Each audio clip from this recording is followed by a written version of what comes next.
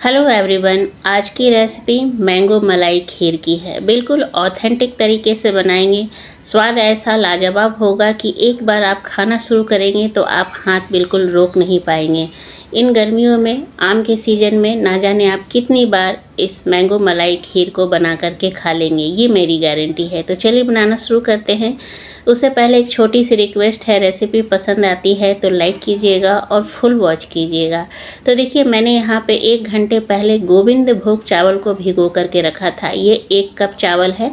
आप इसकी जगह बासमती का टूटा चावल इस्तेमाल कर सकते हैं या फिर बासमती का लॉन्ग ग्रेन राइस भी इस्तेमाल कर सकते हैं। अब चावल को 1-2 बार धो लीजिए, ग्राइंडर जार लीजिए और उसके अंदर चावल को डाल दीजिए।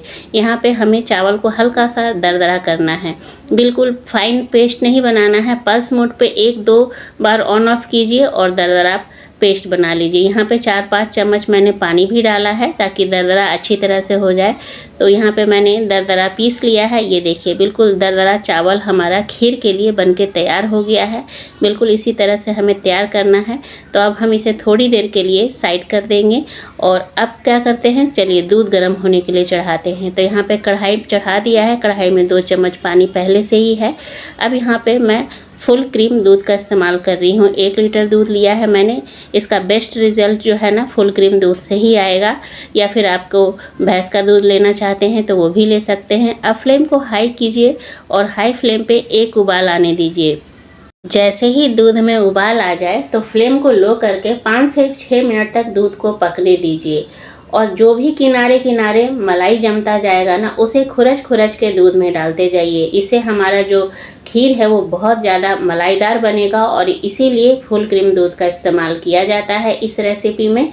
अब दूध 5 से 6 मिनट तक उबल गया है तो जो हमने चावल को दरदरा पीस करके रखा है उसको डाल देंगे। और चावल को डालने के बाद दूध को लगातार चलाते रहेंगे, क्योंकि हमने चावल को दरदरा किया है तो ये इसमें बहुत जल्दी लम्स पड़ने लगते हैं, गुठलियाँ पड़ने लगती हैं। तो लगातार चलाते रहिए तो गुठलियाँ जो है वो नहीं पड़ेगी। तो अभी गुठलियाँ दिख रही है, इसीलिए मैं लगातार चलाते जा रही हूँ ताकि खीर के अंदर कोई गुठलियाँ ना पड़े।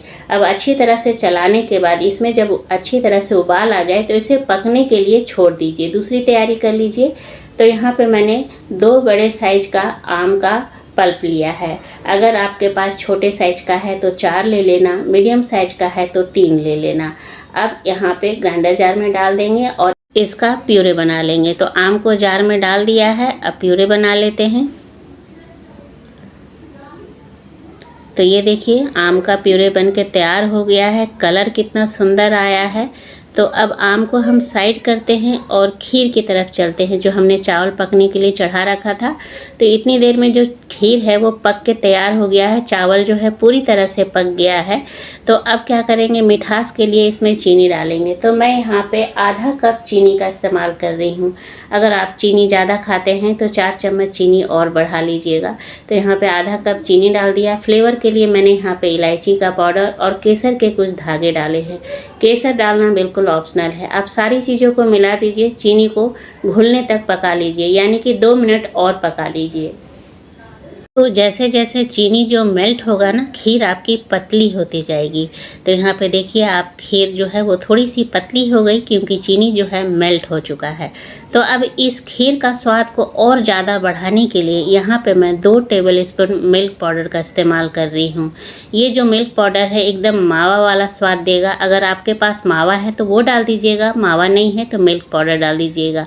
बहुत ही अच्छा खीर का स्वाद हो जाता है। अब मिल्क पाउडर को अच्छी तरह से खीर में मिक्स कर दीजिए।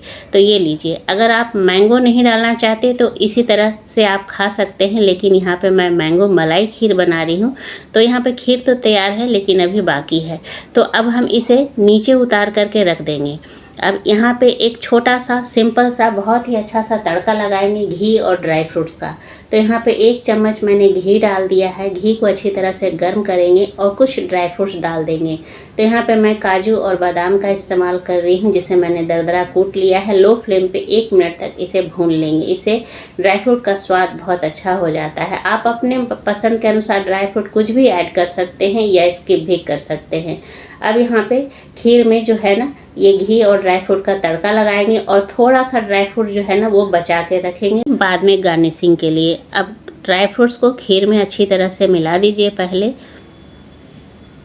और मिलाने के बाद आप इसे पूरी तरह से ठंडा कर लीजिए। कमरे में रख दीजिए, पंखे के नीचे ठंडा हो जाएगा। तो ये देखिए खीर जो है हमारा पूरी तरह से ठंडा हो चुका है, एकदम रूम टेम्परेचर पे आ गया है।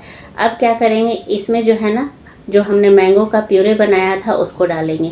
इस बात का ध्यान रखना है कि जब आप मैंगो प्यूरे डालें उस समय आपका जो खीर है वो पूरी तरह से ठंडा होना चाहिए, रूम टेम्परेचर पे होना चाहिए। गर्म में डाल देंगे तो फटने के चांसेस होते हैं। तो अब खीर और आम को अच्छी तरह से मिक्स कर लीजिए। मिक्स करने के बाद आप देखेंगे कलर इसका बहुत ही शानदार आता है। तो कोई भी फेस्टिवल हो, कोई भी ओकेज़न हो, घर में कोई गेस्ट आने वाले हो स्पेशल, या खुद आपको स्पेशल कुछ घर में करने का मन हो, तो आप इस रेसिपी को ट्राई कीजिए। अभी आम का सीज़न लंबे समय तक चल रहा है। मैं गारंटी देती हूँ कि आपको बहुत पसंद आएगा।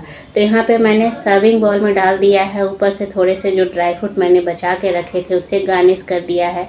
थोड़े से मैंने मैंगो के चंक्स बचा कर के रखे थे, उससे भी गार्निश कर दिया है। थोड़ा सा वर्क लगा दिया है जो कि टोटली ऑप्शनल है, मेरे पास पहले से रखा हुआ था, वही मैं गार्निश कर दे रही हूँ ताकि देखने में ये काफ़ी ज़्यादा अट्रैक्टिव लगे। तो यहाँ पे मैंने गार्निश कर दिया है। अब इसे क्या करेंगे, फ्रिज में रख देंगे। 3 से 4 घंटे के लिए फ्रिज में रख दीजिए ताकि ये पूरी तरह से ठंडा हो जाए। तो यहाँ पे 4 से 5 घंटे के लिए मैंने रख दिया था फ्रिज में। अब निकाल रही हूँ, ये पूरी तरह से ठंडा है और देख पा रही हूँ ये देखने में इतना सुंदर है तो खाने में कितना लाजवाब होगा। आम की रेसिपी तो बहुत सारी होती है, लेकिन एक ये भी रेसिपी है जिसे आप ट्राई ज़रूर कीजिएगा। बहुत ही अच्छा लगता है, सभी को पसंद आता है, पूरी तरह से हेल्दी है और बनाने में भी बहुत ही आसान है, कोई परेशानी नहीं।